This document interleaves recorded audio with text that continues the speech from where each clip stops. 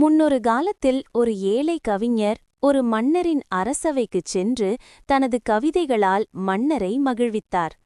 கவிஞரின் திறமையை பாராட்டிய மன்னர், "உமக்கு என்ன பரிசு வேண்டும்? தங்கம், வைரம் என எது கேட்டாலும் தருகிறேன்" என்றார். ஆனால் அந்த புத்திசாலி கவிஞர் மன்னரிடம் ஒரு விசித்திரமான கோரிக்கையை வைத்தார். "அரசே, எனக்கு பொன்னும் பொருளும் வேண்டாம்.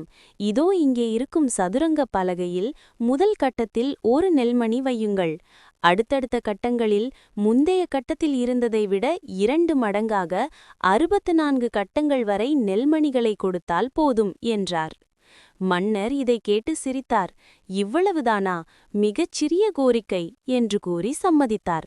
ஆனால் கணக்கிடத் தொடங்கியபோதுதான் மன்னையுக்கு உண்மை புரிந்தது. 64வது கட்டத்தை நெருங்கும்போது அந்த நெல்மணிகளின் எண்ணிக்கை ஒட்டுமொத்த நாட்டின் சேமிப்பை விடவும், ஏன் உலகிலேயே இல்லாத அளவுக்கும் கோடிக்கணக்கில் உயர்ந்தது. மன்னர் தனது அறியாமையை உணர்ந்து கவிஞரின் அறிவாற்றலை பாராட்டி அவருக்கு பெரும் செல்வத்தை வழங்கினார். கதையின் நீதி: அறிவாற்றல் என்பது செல்வத்தை விட வலிமையானது. எதையும் ஆழமாக சிந்தித்து செயல்படுபவர்கள் வெற்றி பெறுவார்கள்.